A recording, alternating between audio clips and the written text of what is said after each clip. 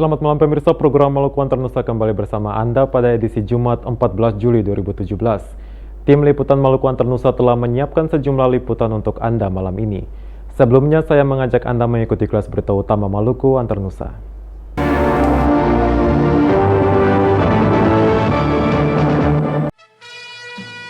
Puluhan pemandu lagu dan sejumlah pengunjung karaoke diperiksa BNN Provinsi Maluku dini hari tadi. Pelayanan di Dukcapil dipantau Satgas Saber Pungli. Pertamina batasi pasokan premium di sejumlah SPBU di Kota Ambon.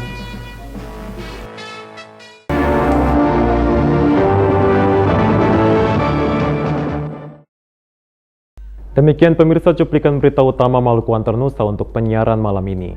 Bersama saya Juan Sakorela, inilah Maluku Antar Nusa selengkapnya.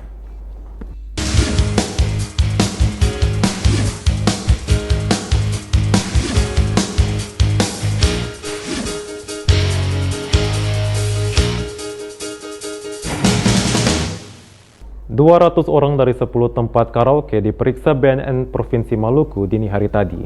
Dalam razia itu tidak ditemukan pemakai narkoba dan obat-obat terlarang.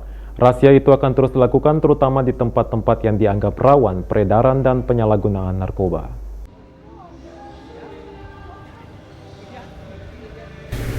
Puluhan pemandu lagu dan sejumlah pengunjung karaoke diperiksa pada razia yang digelar Badan Narkotika Nasional Provinsi Maluku dini hari tadi. Razia BNN di sejumlah tempat karaoke yang tersebar di Kota Ambon difokuskan untuk mengungkap penggunaan narkoba dan peredarannya di tempat hiburan malam. Razia yang dipimpin Kepala Bidang Pemberantasan AKBP John Watimena itu dalam rangka mendeteksi adanya peredaran narkoba di kalangan pekerja dan pengunjung tempat hiburan malam. Pelaksana tugas BNN Provinsi Maluku, Beni Timisela mengatakan, razia dilakukan untuk menciptakan Maluku aman dari peredaran narkoba. Apalagi saat ini pengguna narkoba cukup banyak. Timisela mengakui tempat-tempat karaoke dan hiburan malam di Kota Ambon rentan menjadi lokasi peredaran narkoba dan obat-obatan terlarang. Oleh karena itu BNN melakukan razia untuk memutus mata rantai peredaran gelap narkoba. Tempat-tempat hiburan seperti ini diharapkan agar tidak menyalahgunakan narkotika maupun juga terlibat dalam kegiatan-kegiatan pengedaran narkotika. Karena apabila ditemukan adanya yang menyalahgunakan atau yang mengedarkan narkotika, maka akan diproses sesuai dengan aturan-aturan dan ketentuan-ketentuan hukum yang berlaku. Razia BNN Provinsi Maluku dini hari tadi berlangsung di 10 karaoke di Kota Ambon. 204 orang pemandu lagu dan pengunjung karaoke menjalani tes urin. Dalam pemeriksaan itu semuanya dinyatakan negatif. BNN Maluku terus melakukan razia narkoba hingga Maluku bebas dari peredaran barang haram tersebut. Fani Letahid melaporkan.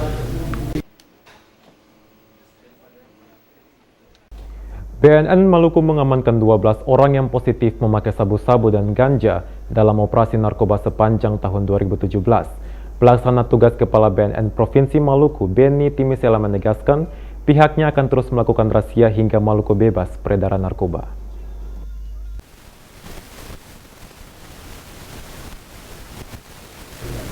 Razia peredaran narkoba gencar dilakukan oleh tim gabungan dari BNN Maluku dan TNI Polri di sejumlah kawasan di Kota Ambon. Dalam razia sepanjang bulan April hingga Juli 2017, 12 orang ditemukan positif memakai sabu-sabu dan ganja. Pelaksana tugas Kepala BNN Provinsi Maluku Beni Timisela menyatakan, dari 12 orang pemakai narkoba, 3 diantaranya mahasiswa. Timisela menegaskan pihaknya akan melakukan penyelidikan mendalam terhadap 12 orang tersebut. Diduga mereka membeli narkoba dari seseorang yang merupakan jaringan lintas provinsi. Karenanya BNN Maluku terus melakukan pengembangan dan pengajaran pengedar maupun pemakai lainnya. Timisela mengimbau agar warga pemakai narkoba berat direhabilitasi pada sejumlah rumah sakit dan puskesmas di Kota Ambon secara gratis. Ya, kami menghimbau kepada masyarakat Maluku khususnya Kota Ambon bahwa sehat itu mahal. sehat itu harus kita jaga. Sehat itu harus dimulai dari diri sendiri. Dan seseorang yang sehat berarti dia dapat mengoptimalkan potensi terbaik dalam dirinya untuk suatu kehidupan yang lebih baik. Oleh karena itu, kalau kita mau sehat, dimulai dari tidak menyalahgunakan narkoba. Berarti kita akan menjadi orang-orang yang memiliki potensi dan sumber daya untuk mengembangkan diri, berbakti kepada bangsa dan negara, dan juga menjadi orang-orang yang berguna untuk suatu pengembangan kehidupan yang layak bagi sebuah tatanan kehidupan yang memang. Tim Misela menyebutkan razia terhadap peredaran narkoba terus dilakukan di Provinsi Maluku, bukan untuk mencegah masuknya narkoba di Maluku. Jika dalam razia ditemukan warga pemakai narkoba, langsung diproses hukum berdasarkan ketentuan yang berlaku. Panili Tait melaporkan.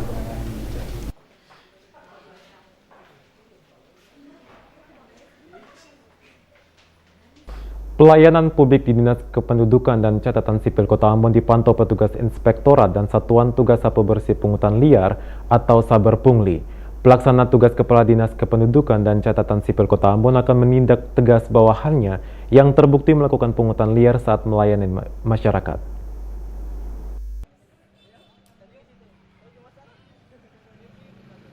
Belakangan ini banyak masyarakat yang melakukan pengurusan dokumen kependudukan di Dinas Kependudukan dan Catatan Sipil Kota Ambon.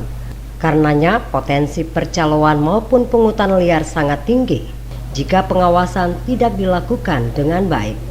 Pelaksana tugas Kepala Dinas Kependudukan dan Catatan Sipil Kota Ambon, Serli Haurisa, mengatakan upaya pencegahan praktek calo dan pungutan liar serta penyuapan telah dilakukan.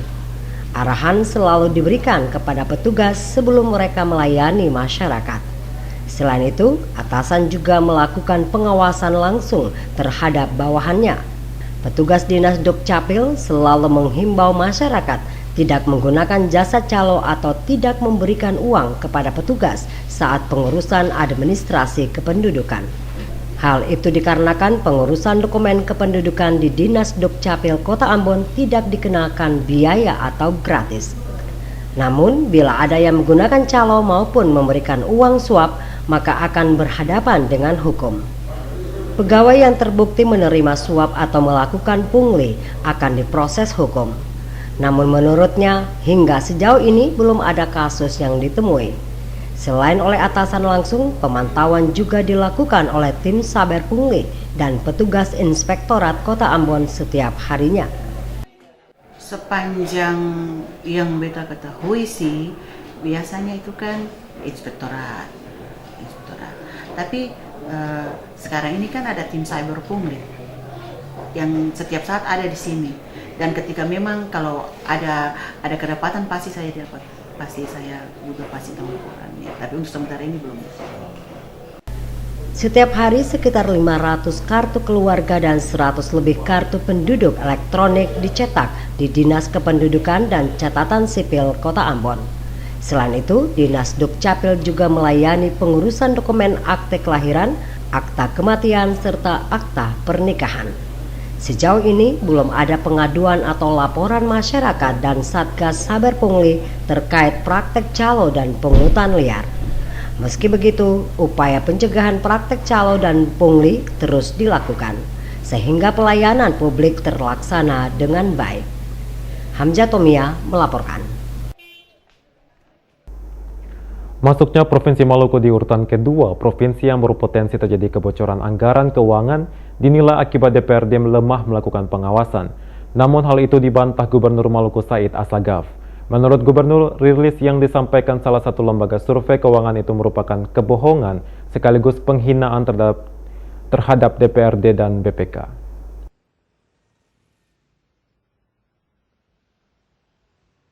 Gubernur Maluku Said Asagaf menilai rilis yang disampaikan Center for Budget Analysis tentang potensi kebocoran anggaran dari 34 provinsi se-Indonesia termasuk di Maluku sebagai penghinaan terhadap DPRD Maluku dan Badan Pemeriksa Keuangan.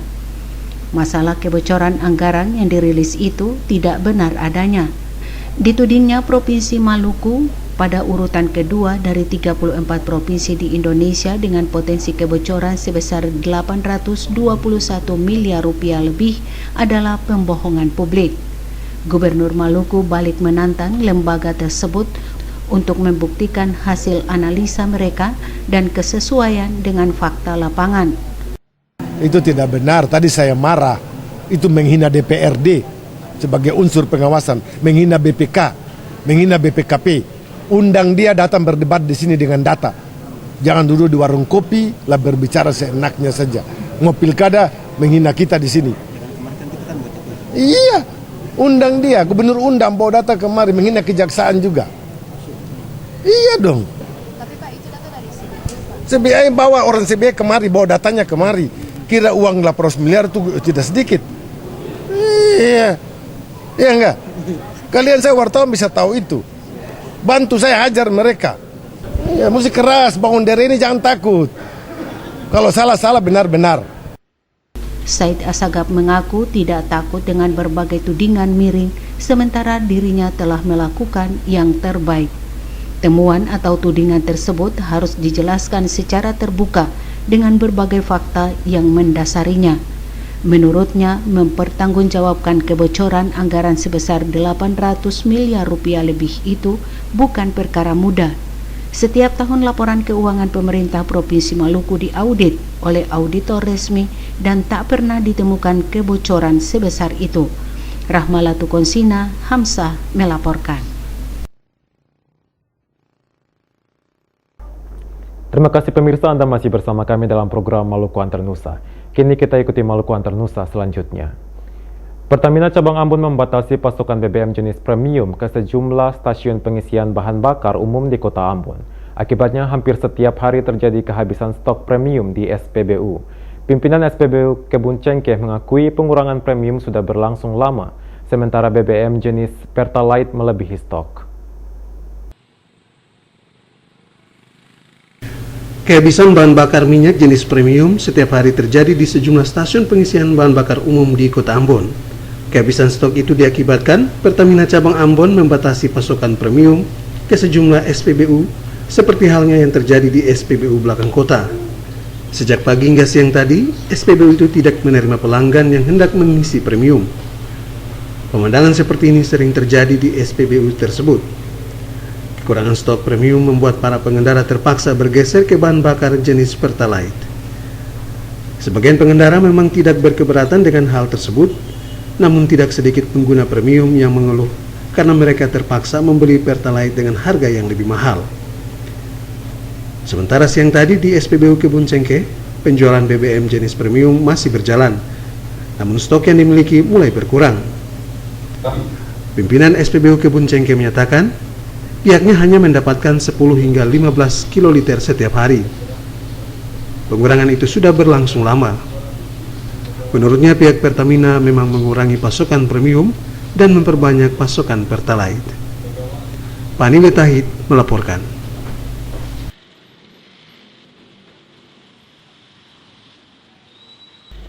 Undang-Undang Pemerintahan Daerah Wilayah Kepulauan akan disahkan pada sidang paripurna DPR RI akhir Juli nanti. Pengesahan undang-undang ini dilakukan untuk meningkatkan percepatan pembangunan di Provinsi Kepulauan.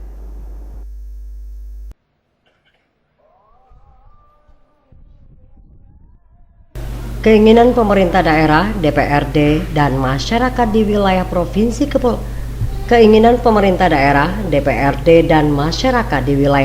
Kepulauan di Indonesia untuk terbentuknya Undang-Undang Provinsi Kepulauan akhirnya terwujud. Pengesahan undang-undang itu akan dilakukan pada sidang paripurna DPR RI akhir Juli nanti. Hal itu dikemukakan Wakil Ketua DPD RI Nono Sampono. Menurut Sampono, rancangan pengesahan undang-undang itu telah final sejak Desember 2016 lalu. Isi dari undang-undang ini tidak berubah ataupun ditambahkan. Hanya nama undang-undang itu diganti menjadi Undang-Undang Pemerintahan Daerah Wilayah Kepulauan. Tahun ini, undang-undang ini muncul dengan sebuah nama, Undang-Undang Pemerintahan Daerah Wilayah kepulauan. Ada di Prolegnas 2017 prioritas. Dan untuk Bapak Ibu ketahui, bukan lagi inisiatif dari DPR, tetapi inisiatif dari DPD RI. Dalam hal ini Komite 1. Alhamdulillah, puji Tuhan, Nono Sampono ada di situ, di Komite 1. Atas restu Ibu Megawati, teman-teman dari PDI Perjuangan dulu, bahwa ini boleh diminta oleh DPD. Dengan catatan dirubah sedikit judulnya. Saya minta doa restu Pak Gubernur, Bapak Ibu sekalian, masyarakat Maluku, di bulan Juli ini insya Allah Tuhan sayang, rancangan undang-undang provinsi daerah wilayah kepulauan ini paling lambat akhir Juli ini, bulan ini, disahkan di sidang paripurna DPD RI.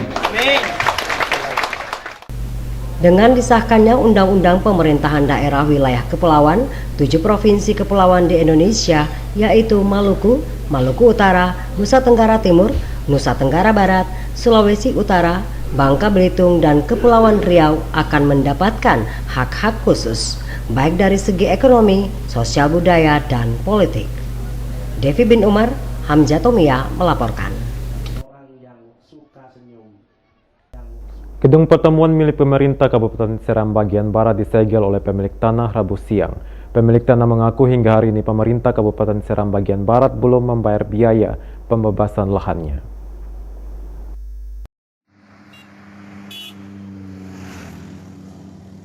Gedung pertemuan milik pemerintah Kabupaten Seram bagian Barat atau yang dikenal dengan sebutan Gedung Putih, Rabu siang disegel pemilik tanah. Siong, pemilik tanah mengaku sudah 11 tahun tidak memperoleh ganti rugi pembebasan lahan gedung tersebut dari pemerintah Kabupaten Seram bagian Barat. Dirinya hanya menerima janji-janji baik dari Bupati saat itu, Bo Putih Lahalat, maupun Sekda. Saat pergantian rezim pemerintahan, Siong pun menyegel gedung tersebut. Gedung atau balai pertemuan itu sering dipakai untuk berbagai kegiatan, baik oleh instansi pemerintah, swasta maupun masyarakat. Harga satu kali sewa gedung mencapai 2,5 juta rupiah yang dibayarkan ke pemerintah Kabupaten Seram bagian Barat. Menurut Siong, pemerintah Kabupaten Seram bagian Barat hanya menjanjikan pembayaran ganti rugi lahan, namun janji itu tidak pernah direalisasi. Tanah milik beta punya orang tua, makanya sudah 1 bulan lalu itu saya kan sudah panggil, sudah mau nego, mau bayar harga tanah, tapi sampai sekarang kan saya tidak punya realisasi. Sudah 1 bulan ini saya tidak punya realisasi. Baru kemarin itu kita dengar bahwa ada proyek dia kan. Nah, makanya kalau dong bangun proyek, dong mau bikin proyek lagi, baru saya ada punya ini dengan beta saya mau. Saya ada pun sepakat dengan orang tua, jadi kita mau, karena beta ini juga sudah ditipu selama 11 tahun. Makanya beta saya mau janji-janji begitu. Menurut Siong, dirinya dan keluarga telah menunggu janji pemerintah selama 11 tahun. Karenanya jika tidak lagi dibayar saat ini, dirinya akan tetap menyegel gedung tersebut. Siong mengaku sebelum melakukan penyegelan, dirinya telah menemui Sekda Seram bagian Barat Mansur Tuarea. Namun kembali dirinya hanya dipesankan untuk kembali menunggu.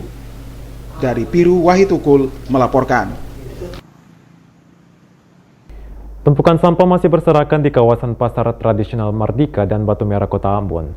Para pedagang dan pembeli di sana terpaksa menutup hidung atau menghirup udara yang berbau busuk akibat tumpukan sampah tersebut.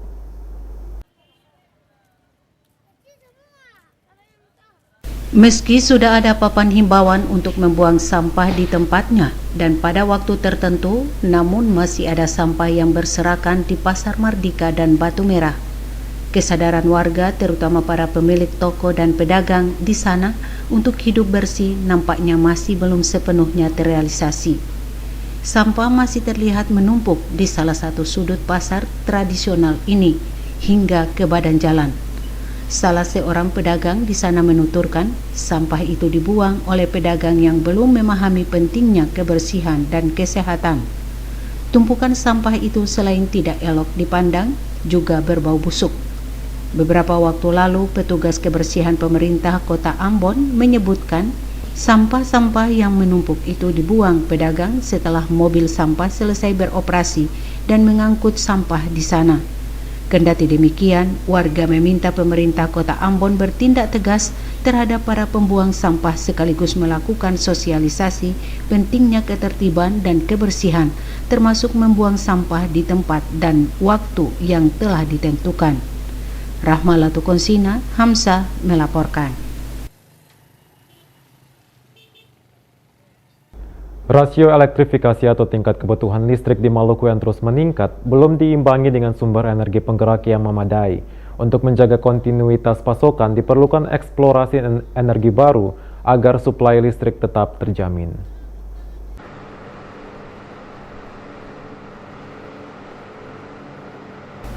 Kebutuhan listrik yang terus meningkat di Maluku perlu dicermati instansi terkait. Peningkatan kebutuhan yang tidak seimbang dengan sumber energi penggerak tentu berdampak pada pelayanan listrik yang tidak maksimal. Menyikapi ketersediaan sumber energi untuk tenaga pembangkit listrik di Maluku, diperlukan observasi dan eksplorasi sumber energi baru.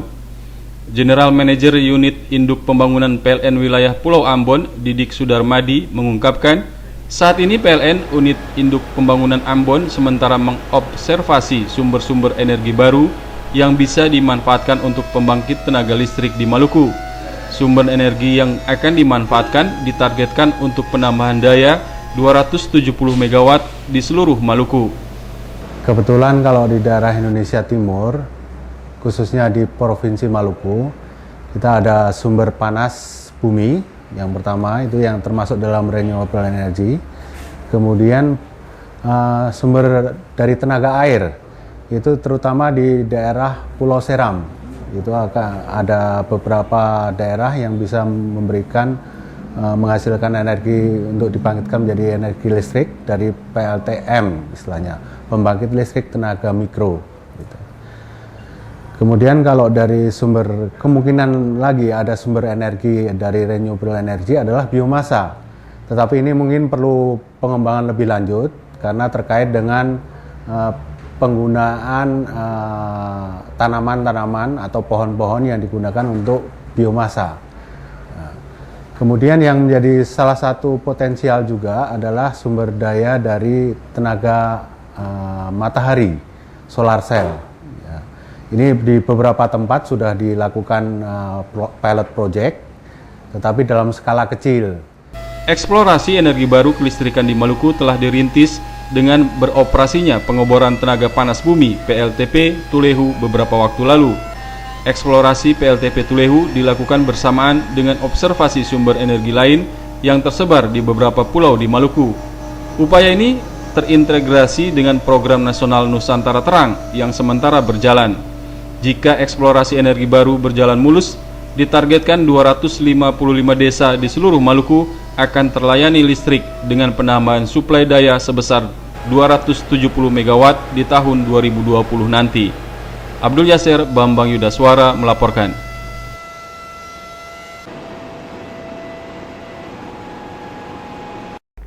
Pasangan Herman Kudubun Abdullah Fanat yang disingkat Hebat menawarkan perbedaan dan politik konseptual kepada publik dalam Pilgub Maluku 2018.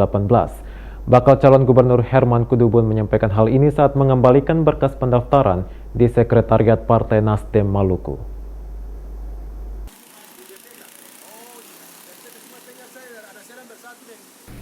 Bakal calon gubernur Herman Adrian Kudubun mengembalikan berkas pendaftaran ke Sekretariat Partai Nasdem Maluku. Pengembalian berkas pendaftaran Herman Adrian Kudubun diterima Sekretaris Dewan Pimpinan Wilayah Partai Nasdem Maluku Cornelis Sedubun.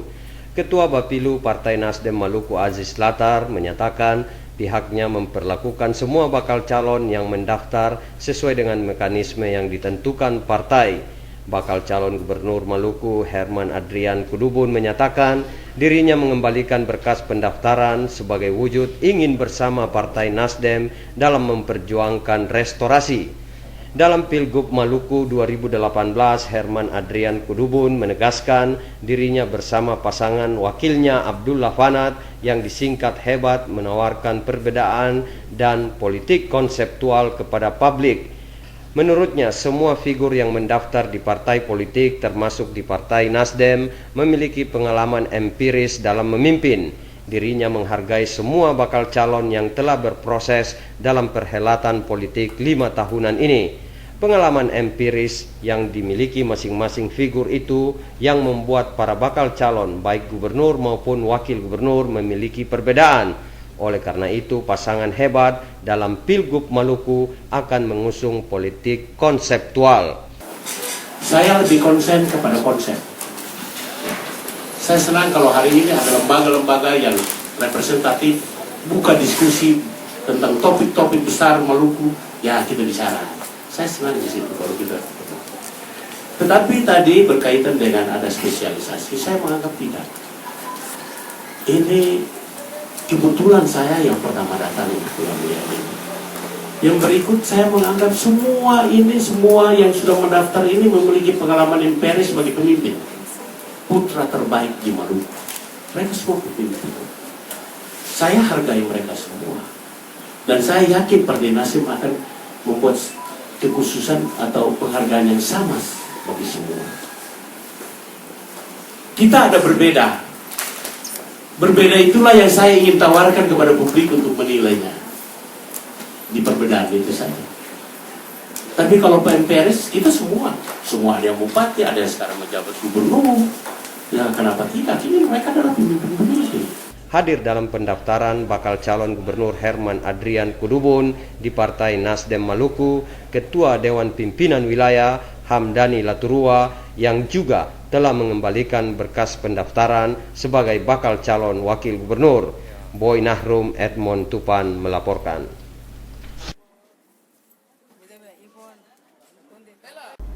...215 calon mahasiswa baru yang akan mengikuti pendidikan di Universitas Padjadjaran hari ini diseleksi. Dari jumlah itu akan diakomodir 30 orang sebagai calon mahasiswa baru Universitas Padjadjaran dari Maluku.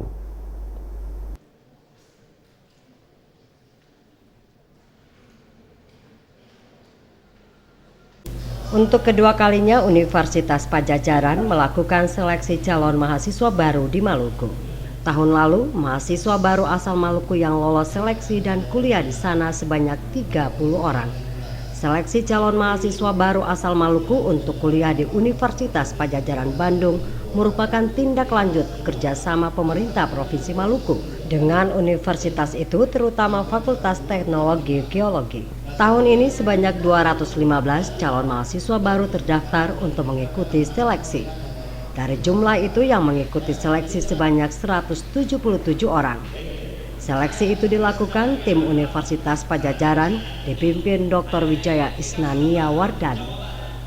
Ketua Panitia Seleksi Provinsi Maluku M. Saban berharap para peserta dapat mengikuti seleksi dengan baik. Ketelitian harus diutamakan dalam mengerjakan soal-soal yang diberikan. Sebanyak 10 soal diuji dalam seleksi itu dengan alokasi waktu 1 jam. Tim seleksi berharap calon mahasiswa baru dapat mengingat nomor tesnya masing-masing karena hasil tes tersebut akan diumumkan melalui internet. Kepala Dinas Pendidikan dan Kebudayaan Maluku, Muhammad Saletio mengatakan seleksi yang dilakukan hari ini untuk mendapatkan 30 calon mahasiswa asal Maluku yang akan kuliah di Padjadjaran. Dirinya berharap peserta seleksi dapat memanfaatkan kesempatan ini dengan baik. Setelah lolos, seluruh biaya pendidikan mereka akan ditanggung pemerintah Provinsi Maluku. Seleksi yang dilakukan hari ini untuk Fakultas Teknologi Geologi Bandung ini hari ini berjumlah 215 orang. Ya, harapan beta tentunya ini kan punya tujuan, merupakan program unggulan gubernur yang bertujuan berdasarkan potensi daerah yang kita miliki agar anak-anak ini bisa memanfaatkan kesempatan ini yang difasilitasi oleh provinsi, di mana mereka juga diberikan fasilitas kemudahan-kemudahan di saat kuliahnya, mereka diberikan kebebasan uang kuliah dan ditanggung biaya hidupnya selama kuliah. Ini satu kesempatan bagi anak-anak yang memang betul-betul berprestasi untuk bisa mengembangkan dirinya, khususnya di bidang geologi. Kerjasama pemerintah Provinsi Maluku dengan Universitas Padjadjaran Bandung, terutama Fakultas Teknik Geologi ini sebagai upaya menjawab kebutuhan tenaga kerja yang dibutuhkan terutama di Blok Masela serta lokasi lainnya di Maluku. Seleksi yang berlangsung di SMA Negeri 2 Ambon hari ini berlangsung dengan baik. Otis Kotadini melaporkan.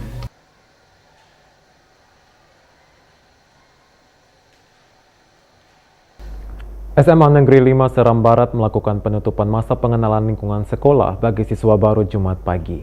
Tahun ini salah satu sekolah terkemuka di Hua Mual Muka itu menerima 80 siswa baru.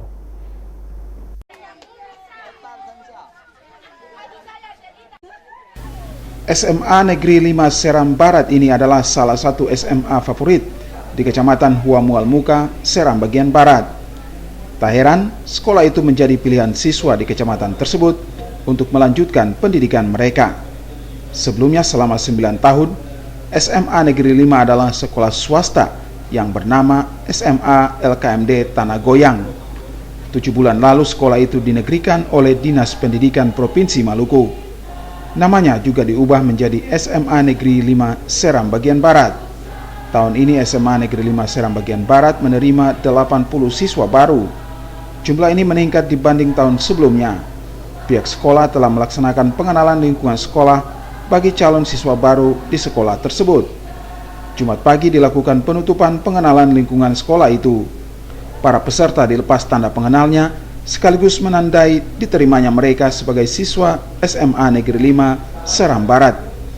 Balina Riri, salah seorang panitia, mengatakan pelaksanaan pengenalan lingkungan sekolah itu bertujuan agar siswa baru dapat mengenal lingkungan sekolah di mana mereka akan dididik nanti. Selain itu, mereka dapat saling mengenal satu sama lain, termasuk mengenal senior maupun dewan guru. Menurutnya, kebersamaan di lingkungan sekolah merupakan salah satu hal penting dalam proses belajar mengajar di sekolah itu. Kelas 10 di SMA Negeri 5 Seram Barat ini. Nah, untuk itu anak sekalian, masa pengenalan lingkungan sekolah ini merupakan salah satu masa.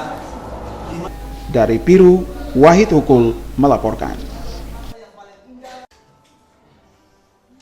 SMP Negeri 9 Ambon dalam menerima calon siswa baru yang masuk di sekolah dipersyaratkan melampirkan kartu keluarga. Hal ini dikarenakan sistem zonasi yang menghendaki penerimaan siswa baru yang mesti berdomisili dekat sekolah. Kepala SMP Negeri 9 Ambon Sarce Sapulete mengakui adanya perubahan dalam penerimaan calon siswa baru tahun ajaran 2017-2018. Bagi calon siswa baru yang datang mendaftar di sekolah tersebut diwajibkan melampirkan kartu keluarga.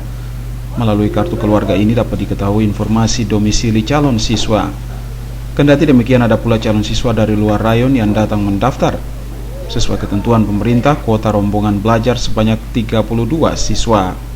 Namun jika animo masyarakat tinggi untuk masuk ke sebuah sekolah, maka bisa dinaikkan menjadi 36 siswa. Berdasarkan ketentuan tersebut, SMP Negeri 9 Ambon tahun ini menerima 452 calon siswa baru. Pihak sekolah akan memprioritaskan penerimaan siswa berprestasi dan memiliki bakat istimewa seperti seni dan olahraga. Pasalnya pada lembaga pendidikan tersebut terdapat kelas akselerasi, bilingual dan bakat istimewa. Perubahan yaitu tergantung dengan zona tempat tinggal, tapi ya diutamakan itu zona tempat tinggal. Tapi yang datang ini juga ada yang dari luar rayon, tapi luar rayon itu kebanyakan sudah pindah tempat tinggal. Jadi kita menerima dengan berdasarkan kartu keluarga supaya bisa dilihat di situ dia dari luar rayon tapi dia punya tempat tinggalnya sudah di seputar sekolah. Ya, seperti itu.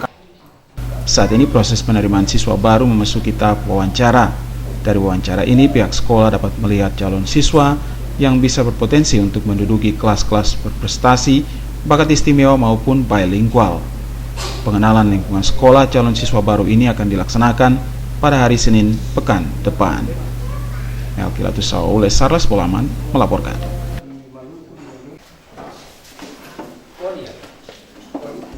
BPJS Ketenagakerjaan memberikan perlindungan kepada pekerja yang tertimpa kecelakaan kerja. Hal itu dialami salah seorang pekerja konstruksi yang mengalami kecelakaan kerja kemarin. Korban saat ini dirawat di Rumah Sakit Dr. FX Suharjo Lantamal, Ambon dengan biaya ditanggung BPJS. Sumari, seorang pekerja konstruksi di Ambon saat ini terbaring lemas di ruang perawatan Rumah Sakit Dr. FX Suharjo Lantamal, Ambon. Dia mengalami patah lengan kanan dan luka di bagian kepala setelah terjatuh dari kuda-kuda setinggi 2 meter Kamis siang. Sebagai peserta BPJS Ketenagakerjaan, korban mendapat perlindungan dari BPJS Ketenagakerjaan. Bagi saya sangat menguntungkan saya, ya menolong saya. Ya saya terima kasih semua pertolongan perusahaan dan BPJS.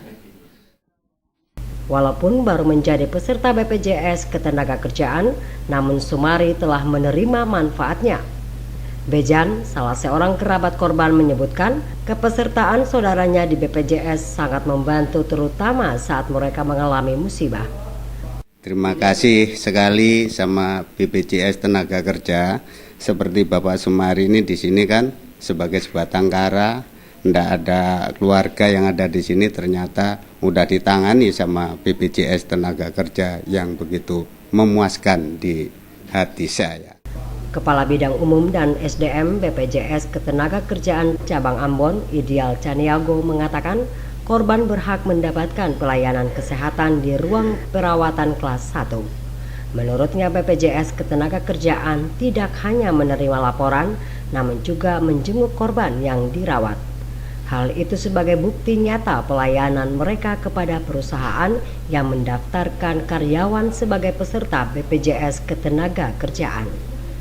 Kami dari BPJS Ketenagakerjaan ini adalah bentuk nyata pekerjaan kami sehari-hari, bahwa bagi perusahaan yang mendaftarkan tenaga kerjanya dengan cepat dan kami segera tahu, dan seperti ini yang kami lakukan.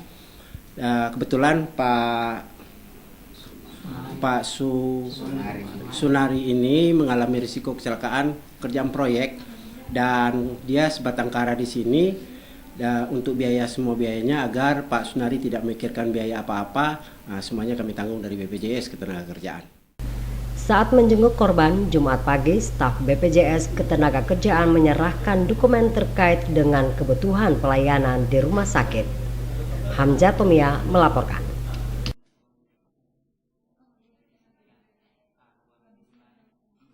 Pergantian pejabat kembali terjadi di Pengadilan Tinggi Agama Ambon. Wakil Ketua Pengadilan Tinggi Agama Ambon yang semula dijabat Pelmizar digantikan Agus Budiaji.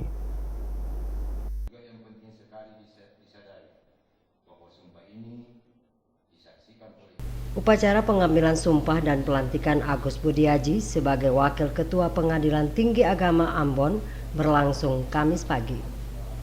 Pengambilan sumpah dan pelantikan Agus Budiaji dilakukan Ketua Pengadilan Tinggi Agama Ambon Nurdin Judda. Agus Budiaji merupakan Hakim Tinggi Pengadilan Tinggi Agama Bandung. Agus Budiaji menggantikan Pelmijar yang telah mengabdi sebagai Wakil Ketua Pengadilan Tinggi Agama Ambon selama 1 tahun 3 bulan. Selanjutnya Pelmijar akan melaksanakan tugas sebagai Wakil Ketua Pengadilan Tinggi Agama Medan.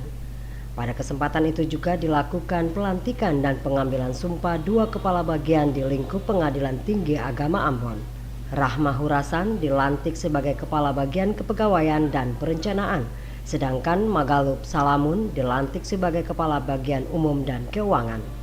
Ketua Pengadilan Tinggi Agama Ambon Nurdin Judda mengatakan pergantian pejabat di instansi pemerintah merupakan bagian dari penyegaran birokrasi. Selain itu merupakan kesempatan promosi jabatan bagi pegawai yang telah memenuhi syarat. Menurutnya pergantian pejabat di lingkup Pengadilan Tinggi Agama sesuai aturan dan surat keputusan dari Mahkamah Agung. Judda meminta para pejabat yang baru dilantik memanfaatkan kesempatan dengan bekerja secara maksimal sesuai aturan. Menurutnya, Pelmijar selama menjabat di Pengadilan Tinggi Agama Ambon telah banyak berinovasi dan melaksanakan tugas secara baik. Untuk itu diharapkan bagi wakil ketua yang baru dapat melakukan inovasi dan bekerja sama dengan ketua maupun jajaran hakim serta pegawai di lingkup Pengadilan Tinggi Agama Ambon. Sementara Agus Budiaji meminta dukungan semua pejabat dan aparat Pengadilan Tinggi Agama Ambon sehingga dapat melaksanakan tugas sesuai harapan. Hamzah Tomia melaporkan.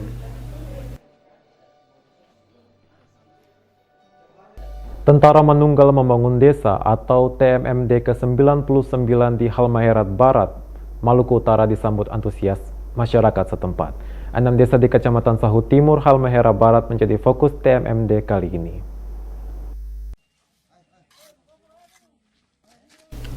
Anggota TNI yang ikut dalam Tentara Manunggal Membangun Desa ke-99 atau TMMD pada 6 desa di Kecamatan Sahu Timur, Kabupaten Halmahera Barat, Maluku Utara, diberi waktu 31 hari untuk menyelesaikan sejumlah fasilitas umum di sana. Komandan Kodim 1501 Ternate Letkol Infantri Abdul Razak Rangkuti mengatakan TMMD merupakan program rutin TNI Angkatan Darat. Mereka ditugaskan membantu masyarakat membangun sejumlah fasilitas umum di desa. Program itu merupakan kerjasama pemerintah dengan TNI Angkatan Darat. TMD ke-99 yang dilaksanakan oleh Kodim 1501 Ternate kerjasama dengan Kabupaten itu Pemda Halmahera Barat, khususnya kita laksanakan di Kecamatan Sahu, ada 6 desa. Ini terpilih berdasarkan bottom up, memang skala prioritas yang dibutuhkan oleh masyarakat. Hasil pemilihan ini kita dapatkan 6 desa yang ada di Kecamatan Sahu. Adapun bentuk pelaksanaannya adalah fisik dan non fisik. Fisik yang kita mainkan di sini adalah berupa perbaikan masjid dan gereja, mulai dari pelapon, pagar, dan saluran air. Kepala Desa Balu Umar Muhammad Saleh mengatakan warganya sangat membutuhkan kehadiran TNI untuk membantu pembangunan sejumlah fasilitas di sana. Desa mereka sering kebanjiran saat musim hujan dan membutuhkan sarana fisik penanggulangan banjir yang memadai. Dirinya yakin dengan kehadiran TNI di desa mereka, kebutuhan masyarakat bisa teratasi, terutama dalam hal sarana dan prasarana umum. Pejabat kepala desa sangat merasa gembira dan merasa berterima kasih atas kegiatan TMMD yang dilaksanakan di desa kami, karena yang jelas manfaat yang kami dapat itu sangatlah banyak. Apalagi sekarang memasuki musim hujan, maka dengan adanya kegiatan TMMD ini, banjir yang tadinya melanda warga masyarakat, kami rasa terbantu dengan adanya pembersihan selokan-selokan ini, sehingga mengurangi banjir yang akan terkena dampak kepada masyarakat. Masyarakat di Jailolo, Kabupaten Halmahera Barat berharap TMMD terus berlanjut karena masih banyak wilayah di sana yang terisolir dan butuh sentuhan pembangunan. Dari Jailolo, Halmahera Barat, Rusdi Samsi melaporkan.